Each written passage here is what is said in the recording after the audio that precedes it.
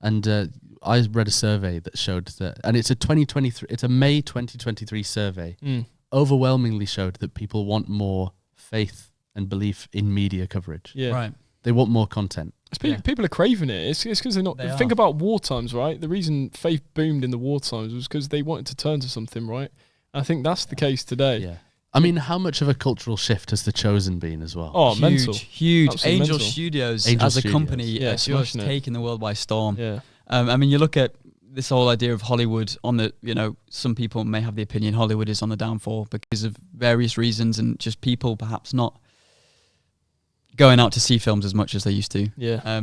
But Angel Studios has just like popped out of the Sound of Freedom. Yeah. Sound of Freedom. All these projects that are just bringing not only because pretty Christian films are pretty terrible.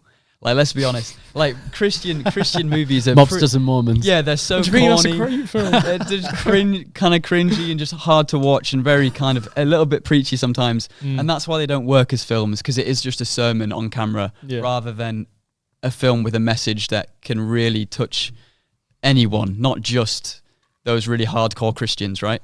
And this is something that Angel Studios, I think, has got spot on with The Chosen and with Sound of Freedom, various films. I haven't seen Sound of Freedom. I can't attest to it properly, but... What I've heard, though. Yeah.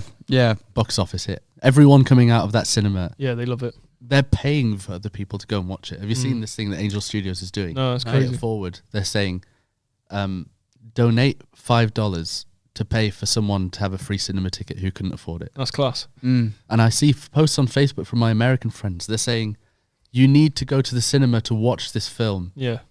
If you're struggling, message me and Also, I'll get you that's amazing. ticket. Yeah. Pardon me. I'll get you a ticket. I can't wait for it to come to the... I hope it comes in the cinemas. I'm sure it will. Yeah, I'm sure it will. It's big enough that it will. Yeah, it's just so nice to see films like that coming out that do have important messages. Yeah. Obviously, Sound of Freedom is not inherently Christian. It's a true story about, as far as I'm aware, true story about human trafficking. But there are, like The Chosen. Again, The Chosen is quite directly, literally about Jesus.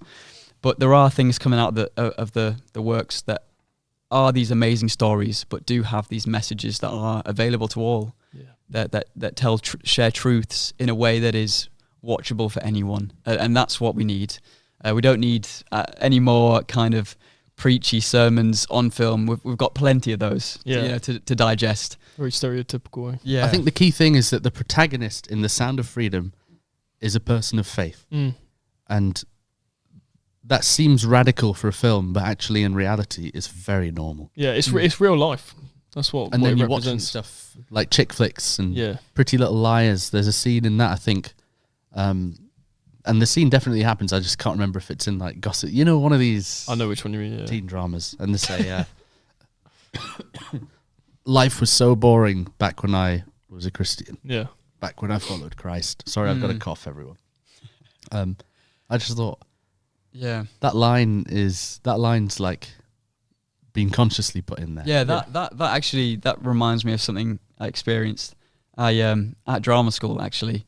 I on my lock screen is a picture of Jesus. It's just a reminder. Whenever I look at my phone, it's just like a personal reminder to me of Christ and of my faith and values and whatever. And anyway, it was probably the last week of drama school, so emotions were quite high and everyone was preparing to leave. And I was just looking at my phone for whatever reason, perhaps looking at the time, I think. And one of my colleagues, I don't know if you can call them colleagues, but one of my fellow students looked over and said, "Oh, what's that?" And I was like, "Oh, it's quite an abstract painting of Jesus, so you can't immediately tell what it is."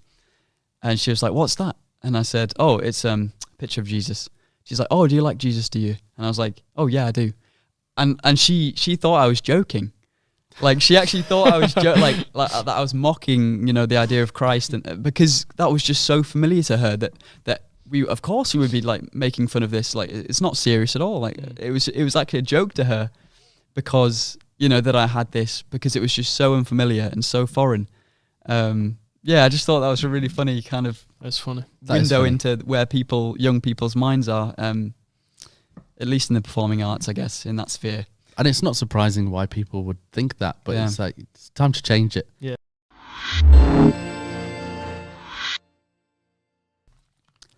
Thanks for watching For All the Saints. This show needs your help to grow. Please like the video, comment your thoughts, subscribe to the channel, and share this with someone you think would enjoy it. Thank you.